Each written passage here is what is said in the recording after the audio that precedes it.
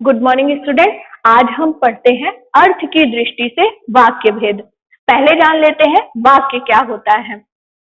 आप जानते ही हैं, पहले भी आप पढ़ चुके हैं कि सार्थक शब्द समूहों से वाक्य बनता है। यहाँ पर आप वाक्य की परिभाषा देख लीजिए। व्याकरणिक नियमों के अनुरूप शब्दों अर्थात पदों का सार्थक एवं व्यवस्थित समूह वाक्य कहलाता है। ठीक है, आप जानते ही हैं कि वाक्य क्या होता है। वाक्य सार्थक शब्दों का एक समूह होता है। ठीक है, और शब्द क्या होते हैं आप ये भी जानते हैं। शब्द सार्थक वर्णों का जो समूह होता है उसे हम शब्द कहते हैं। वह शब्द पद कब बन जाता है? जब हम शब्द को वाक्य में प्रयोग करते हैं तो वो शब्द जो होता है वह पद बन जाता है, इसीलिए यहाँ पर लिखा है पदों का। ठीक है, अब आइए देखते हैं वाक्य के अंग। वाक्य के दो अंग होते हैं। कितने होते हैं? दो। पहला उद्देश्य, दूसरा विधेय। उद्देश्य क्या होता है? जिसके बारे में बात कही जाती है। और विधेय क्या होता है? जिसके बारे में जो बात कही जाती है। जैसे यहाँ पर एक एग्जाम्पल है, मोहन ने अपना गृह कार्य पूरा कर लिया। ठीक है, तो यहाँ पर मोहन ने, ये उद्देश्य हो गया आपका, और विधेय आपका क्या हो गया? अपना गृह कार्य पूरा कर लिया, ये आपका पूरा विधेय हो गया। ठीक है, जब कर्ता के साथ कारक चिन्ह लगा हो तो उद्देश्य को हम कारक चिन्ह के साथ ही लेते हैं। ऐसा नहीं है कि आप ने को उधर डाल देंगे, क्योंकि ये इसके साथ लगा हुआ है और ये कर्ता है, तो यहाँ पर हमको इसको कारक को कर्ता के साथ उद्देश्य में शामिल करना पड़ता है। ये बात आप ध्यान रखिए। अब आगे देखते हैं वाक्य के भेद। वाक्य के भेद जो होते हैं वो दो प्रकार के होते हैं। कौन कौन से? अर्थ के आधार पर और रचना के आधार पर। अर्थ के आधार पर वाक्य के 8 भेद होते हैं। कितने भेद होते हैं? 8 भेद। अभी मैं आपको इसके बारे में और बता रही हूँ। पहले यहाँ देख लेते हैं रचना के आधार पर वाक्य भेद। कक्षा 9 के जो विद्यार्थी हैं उन्हें अर्थ के आधार पर वाक्य भेद पढ़ना है, ऐसा सीबीएसई बोर्ड के पाठ्यक्रम में निर्धारित है। रचना के आधार पर जो वाक्य भेद है ये कक्षा 10 के जो विद्यार्थी हैं उन्हें पढ़ना है, ये उनके लिए निर्धारित है। तो अर्थ की दृष्टि पर कक्षा 9 का है, तो अभी हम इसके बारे में और अच्छे से डिटेल में देखेंगे। यहाँ देख लीजिए रचना के आधार पर वाक्य भेद। मैं आपको यहीं पर बता दूं कि रचना के आधार पर 3 प्रकार के वाक्य होते हैं। कौन सा? सामान्य, संयुक्त और मिश्र या मिश्रित। ठीक है, ये होते हैं। और हमारा जो कक्षा 9 का पाठ्यक्रम है उसके आधार पर, जो हमारा अर्थ के आधार पर वाक्य भेद हमें पढ़ना है, वह पूरे 8 प्रकार के होते हैं। पहला विधानवाचक, दूसरा प्रश्नवाचक, तीसरा आज्ञावाचक, चौथा संदेहवाचक, पांचवा निषेधवाचक, छठा विस्मयवाचक, सातवां इच्छावाचक और आठवां संकेतवाचक। आपसे 1 नंबर में पूछा जा सकता है कि वाक्य के भेद किस आधार पर किए जाते हैं, तो आप बता सकते हैं कि अर्थ के आधार पर और रचना के आधार पर। आपसे 1 नंबर में कभी ये भी पूछ लेगा कि रचना अर्थ के आधार पर कितने वाक्य भेद होते हैं, केवल आप उनकी संख्या लिखिए या नाम लिखिए। संख्या पूछता है तो आप 8 लिखेंगे, और अगर नाम पूछता है तो आप ये सारे नाम लिख देंगे। ठीक है, इसी तरह रचना के आधार पर जब पूछेगा तो आप इसी तरह से उसके भेद बता देंगे। अब हम आगे इनकी परिभाषा और इनके उदाहरणों को समझते हैं। अब हम पढ़ते हैं अर्थ की दृष्टि से वाक्य भेद का पहला प्रकार, जो है विधानवाचक वाक्य। आइए देखते हैं कि इसमें होता क्या है। जिन कथनों के द्वारा सामान्य कथन, अवस्था, संदेश, सूचना, व्यक्ति अथवा वस्तु की सकारात्मक सूचना मिलती हो उन्हें विधानवाचक वाक्य कहते हैं। क्या होता है इस वाक्य में? कि इसमें हमें सकारात्मक सूचना मिलती है। ठीक है, परिस्थितियां क्या होती हैं ध्यान दीजिएगा कि सामान्य कथन में अवस्था, संदेश, सूचना, व्यक्ति अथवा वस्तु की सकारात्मक सूचना हमें मिलती है।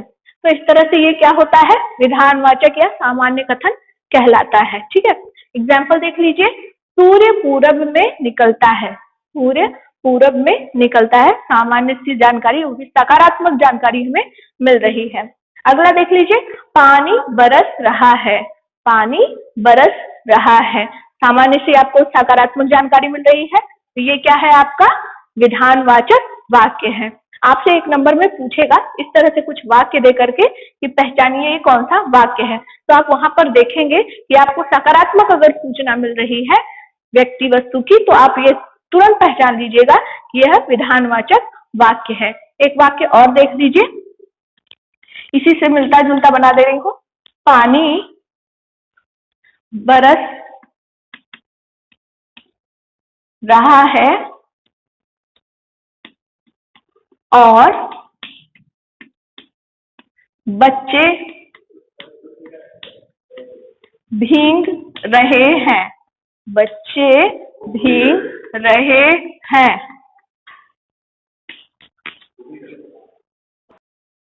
क्या है आपका विधानवाचक वाक्य, क्योंकि यहाँ पर भी आपको क्या है, देखिए सकारात्मक जानकारी मिल रही है। आपको बता दो विधानवाचक वाक्य भी जो होता है वो दो प्रकार का होता है, एक तो जिसमें आपको सरल सी सहज सी जानकारी मिल जाती है, जैसे कि ये दो पहले के वाक्य थे कि सूर्य पूरब में निकलता है, पानी बरस रहा है, बच्चे खेलते हैं। ठीक है, तो इस तरह की साधारण सी जानकारी आपको जहाँ मिल जाए वो आपका सरल विधानवाचक वाक्य होगा। जब थोड़ा सा जटिल बना दिया जाए, जैसे यहाँ देखिए पानी बरस रहा है और हमने उसमें जोड़ के एक वाक्य और जोड़ दिया, तो ये आपका जटिल विधानवाचक वाक्य बन गया। लेकिन है ये क्या, यहाँ दोनों भी वाक्यों में आपको सकारात्मक जानकारी मिल रही है, इसलिए ये आपका विधानवाचक वाक्य है। अगला देख लीजिए, निषेधात्मक वाक्य। देखिए पहले ये होता क्या है, जिन वाक्यों से किसी कार्य के निषेध यानी न होने का बोध हो यानी जानकारी हो, उन्हें निषेधात्मक या नकारात्मक वाक्य कहते हैं।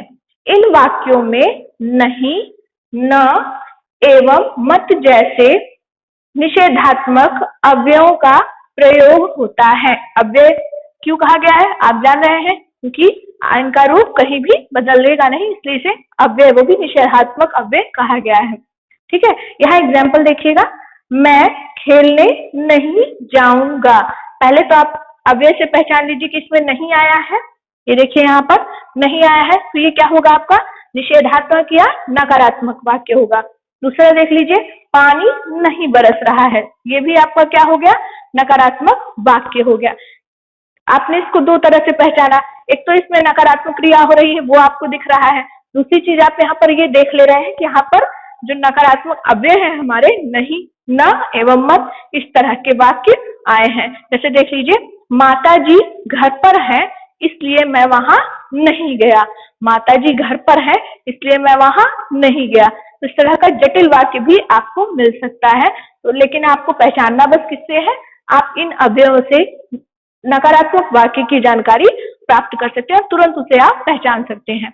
आपसे एक नंबर में इसी तरह पूछ लेगा कि आप विधानवाचक वाक्य को नकारात्मक वाक्य में बदलिए। जैसे यहाँ देखिए दिया है, पानी बरस रहा है, ये सकारात्मक यानी कि आप सकारात्मक जानकारी देता हुआ विधानवाचक वाक्य हो गया। मैंने उसी को यहाँ पर बना दिया है, पानी नहीं बरस रहा है, तो ये आपका निषेधात्मक वाक्य हो गया। और मैंने इसको परिवर्तित भी कर दिया, आपको उल्टा भी पूछ सकता है, मतलब कि आपसे इस तरह का वाक्य दे दिया यानी निषेधात्मक वाक्य दे दिया और आपको विधानवाचक वाक्य बनाने के लिए कह दिया गया, तो आप इसमें से क्या करेंगे, अव्यय को हटा देंगे और आपका ये विधानवाचक वाक्य बन जाएगा। अव्यय को जोड़ देंगे तो आपका विधानवाचक से निषेधात्मक वाक्य बन जाएगा। तो इस तरह से हमने दो वाक्यों की जानकारी प्राप्त की। अब आगे देखते हैं, अब हम पढ़ते हैं अर्थ की दृष्टि से तीसरा प्रकार जो हमारा वाक्य है वो देखते हैं। वो क्या है, प्रश्नवाचक वाक्य। जिन वाक्यों के द्वारा प्रश्न पूछा जाता है एवं वाक्य के अंत में प्रश्न सूचक चिन्ह लगाया जाता है, उन्हें प्रश्नवाचक वाक्य कहते हैं। इस प्रकार के जो वाक्य होते हैं उसमें प्रश्नवाचक शब्द, कुछ शब्द होते हैं, कौन कौन से देख लीजिए, कब, कैसे, क्यों, क्या, कौन, कितना इत्यादि का प्रयोग वाक्यों के अंत में, वाक्यों के बीच में या वाक्यों के शुरुआत में हम करते हैं। आपको बता दूं, इस प्रकार के जो प्रश्न होते हैं वह स्थान से संबंधित, समय से संबंधित तथा आपके व्यक्तिगत जीवन से संबंधित हो सकते हैं। ठीक है, आइए यहाँ पर एग्जाम्पल देख लेते हैं।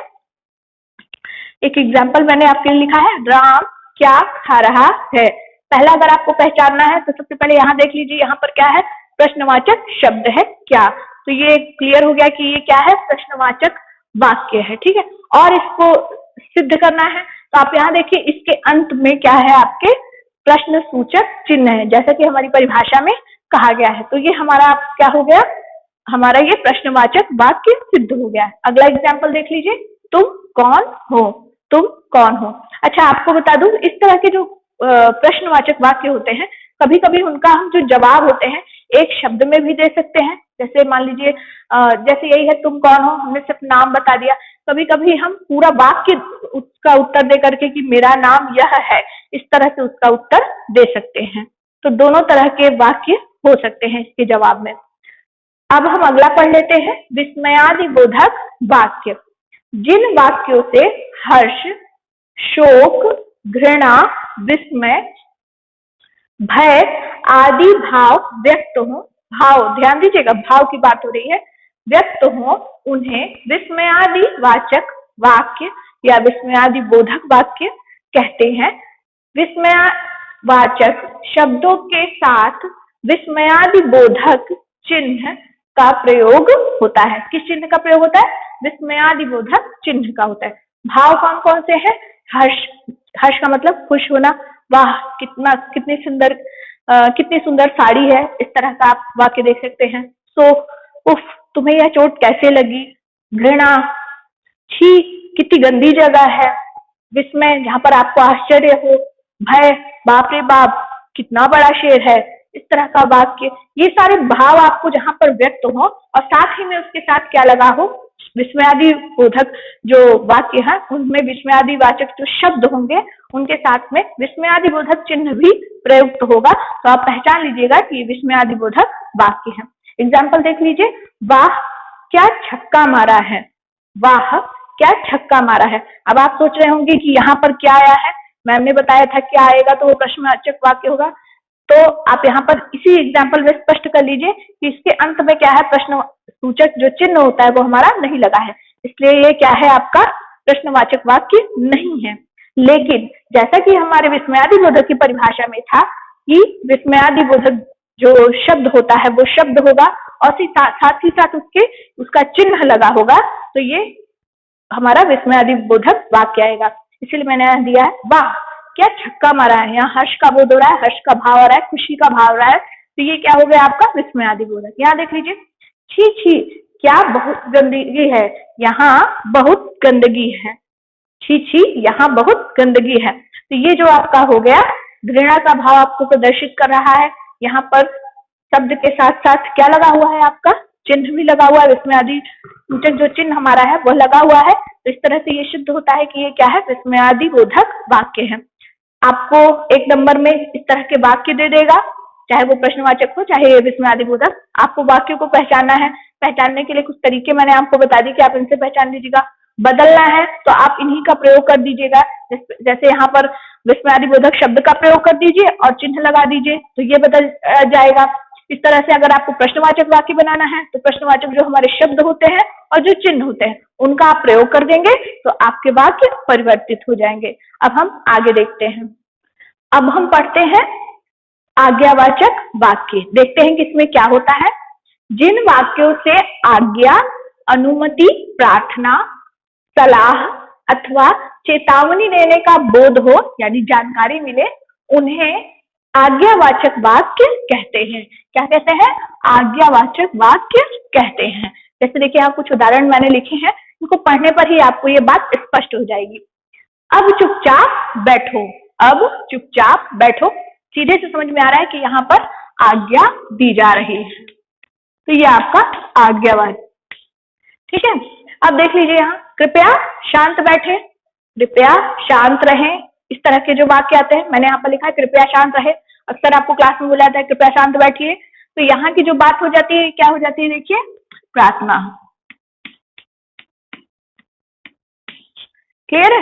आगे देखिए, आगे मत जाओ, आगे मत जाओ, इस तरह की बात जब कही जाती है तो वो देखिए चेतावनी की सूचना देती है, तो ये आपका क्या है, चेतावनी से संबंधित। ठीक है, अगला देख लीजिए, अपनी कुर्सी पर आंखें बंद करके बैठ जाइए। अपनी कुर्सी पर आंखें बंद करके बैठ जाइए, तो ये किस तरह का वाक्य होगा, सलाह से संबंधित। तो ये जब चारों चीजें यहाँ पर स्पष्ट हो गई, तो हमारी जो परिभाषा थी कि जिन वाक्यों से आज्ञा, अनुमति, प्रार्थना, सलाह अथवा चेतावनी देने का बोध हो, जानकारी मिले, वे आज्ञावाचक कहलाते हैं। तो वो चारों चीजें यहाँ पर स्पष्ट हो गई। क्लियर है? आइए अब आगे देख लेते हैं। अगला है हमारा इच्छावाचक वाक्य। इसको समझते हैं। जिन वाक्यों से कहने वाले की इच्छा, आशीर्वाद एवं अभिलाषा झलकती हो, उन्हें इच्छावाचक या कामनावाचक वाक्य कहते हैं। ठीक है, आप कहीं कंफ्यूज मत हो जाइएगा कि इच्छावाचक किसे कहते हैं, कामनावाचक किसे कहते हैं। इच्छा या कामनावाचक इसी को कहते हैं। क्लियर है? क्या होता है इसमें देख लीजिए, एग्जाम्पल देखिए पहले, आज कहीं से पैसे मिल जाए, यहाँ पर इच्छा जाहिर हो रही है, आज कहीं से पैसे मिल जाए, तो ये आप देखिए यहाँ पर ये इच्छा से संबंधित है और आपका इच्छावाचक या कामनावाचक वाक्य है। अगला क्या है, कोई मुझे उधार दे दो, कोई मुझे उधार दे दो, यहाँ अभिलाषा सीधे सीधे समझ में आ रही है, तो ये भी आपका क्या हो गया, आपका ये भी इच्छावाचक या कामनावाचक वाक्य हो गया। अगला क्या है, ईश्वर तुम्हें लंबी उम्र दे, ईश्वर तुम्हें लंबी उम्र दे।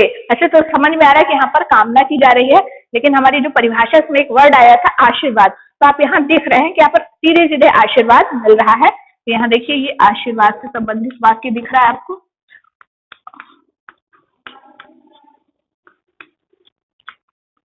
ठीक है, तो तीनों चीजें स्पष्ट हो गई, जिससे ये पता चल रहा है ये हमारा इच्छा वाचक या कामनावाचक वाक्य के अंतर्गत के उदाहरण है। इस तरह से आपको एग्जाम्पल देगा, आपको उन्हें पहचानना रहेगा या परिवर्तित करना रहेगा। तो आप जब परिभाषा में जो हमारे मैंने आपको निर्देश दे दिए हैं, उन्हें अगर अच्छे से पढ़कर पहचानने की कोशिश करेंगे तो आप, मुझे पूरा विश्वास है कि बहुत जल्दी से एग्जाम्पल पहचान लेंगे। इसीलिए मैंने जो भी परिभाषा आपको दी है वो सरल साधारण शब्दों में आपको देने की कोशिश की है, जिससे कि आपको वाक्य को पहचानने में आसानी हो, वाक्य को परिवर्तित करने में आसानी हो।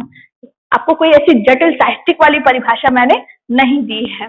ठीक है, तो आप इसे क्या करेंगे, फिर से दोहराएंगे और अच्छे से करेंगे, अभ्यास करेंगे।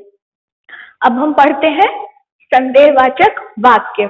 जिन वाक्यों द्वारा किसी काम के होने में संदेह या संभावना प्रकट हो, उसे संदेहवाचक वाक्य कहते हैं। इनमें शायद, संभवतः शब्दों का प्रयोग होता है।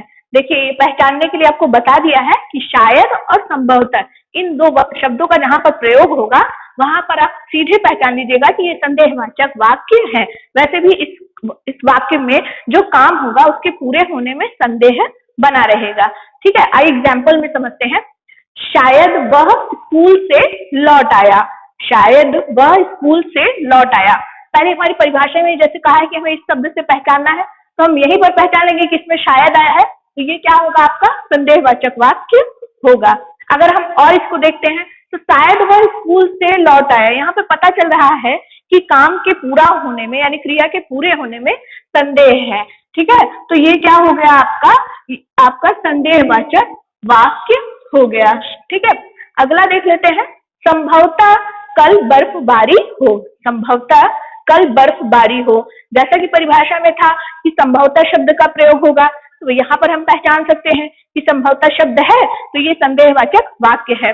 यहाँ पर देखिए कल बर्फबारी हो, यहाँ पर बर्फबारी होने में संदेह है, तो ये भी यहाँ पर ये क्लियर हो गया कि ये संदेहवाचक वाक्य है और हमें पूरी तरह से यहाँ पे संदेह ही प्रकट हो रहा है। अगला देखिए, विदेश में शायद कोई मददगार मिल जाए, विदेश में कोई शायद मददगार मिल जाए। यह भी आपका किसका उदाहरण है, संदेहवाचक वाक्य का उदाहरण है। देखिए यहाँ पर संदेह का, शायद संदेह दिखाने के लिए शायद शब्द का प्रयोग किया गया है। ठीक है, अगर हमें इन वाक्यों को बनाना रहेगा, मान लीजिए आपको विधानवाचक वाक्य दे, एक सरल सा वाक्य दे और आपको कहा जाए कि आप संदेहवाचक वाक्य बनाइए, तो करना आपको कुछ नहीं है, आपको सिर्फ शायद और संभवतः इन शब्दों को जोड़ देना है, वह खुद ब खुद क्या बन जाएगा, संदेहवाचक वाक्य बन जाएगा। अब अगला देख लेते हैं संकेतवाचक वाक्य।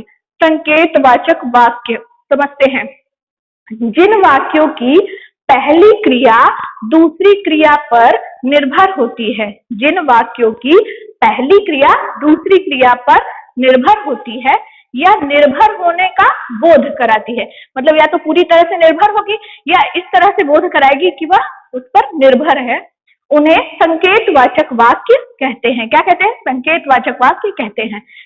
और इसमें क्या खास होता है, इन वाक्यों में यदि तो या अगर और तो का प्रयोग किया जाता है। यानी ये आपको क्या मिल गया, आपको संकेतवाचक वाक्य पहचानने का एक तरीका मिल गया, संदेहवाचक वाक्य बनाने का आपको एक तरीका मिल गया, उसमें यदि और तो लगा देंगे या फिर अगर और तो लगा देंगे, और अगर ये लगा रहेगा तो हम पहचान लेंगे ये संकेतवाचक वाक्य है।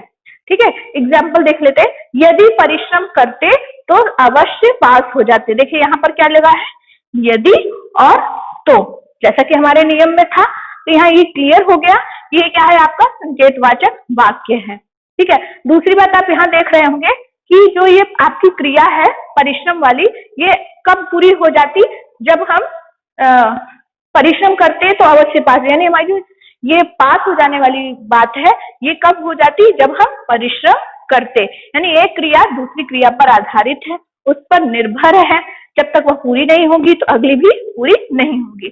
उसी तरह से यहाँ पर देख लीजिए, यदि कूड़ा कचरा न डाला गया होता, अब उसको और चेंज कर देते हैं। ठीक है, इस तरह भी चेंज कर सकते हैं। देखिए, अगर का जोड़ा बना देते हैं, अगर कूड़ा कचरा न डाला जाता तो यमुना भी साफ होती। अगर कूड़ा कचरा न डाला जाता तो यमुना भी साफ होती, यानी यमुना साफ कब होती, जब कूड़ा कचरा न डाला जाती, यानी एक क्रिया दूसरी क्रिया पर निर्भर है, सीधे सीधे यहाँ पर पता चल रहा है। ठीक है, तो इस तरह से हमने इसको पहचाना। अब हम अगर इसको क्या कर सकते हैं, हमें बदलना रहे तो हमने आपको बताया कि यहाँ पर आप किसका प्रयोग कर देंगे, शायद और संभवतः का प्रयोग कर देंगे, तो आपका संदेहवाचक बन जाएगा।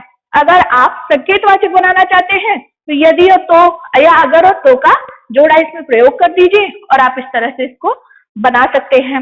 पहचानना हो तो इन्हीं शब्दों से आप पहचान लीजिए, और पहचानने के लिए आपको मैंने इसीलिए परिभाषा में एक एक चीज को क्लियर करके दिया है कि आप इनसे, आपको ज्यादा परिभाषा रटने से अच्छा है कि आप पहले वाक्य को पहचानना सीखे, वाक्य को परिवर्तित करना सीखे, ये आपके लिए बहुत जरूरी है। अगर आपने वाक्य को पहचानना सीख लिया तो परिवर्तन करना बहुत जल्दी से आपको आ जाएगा। उसके लिए आप इसको पूरे 8 भेदों को क्या करना है, अच्छे से पढ़ना है, समझना है और पहचानने का प्रयास करना है।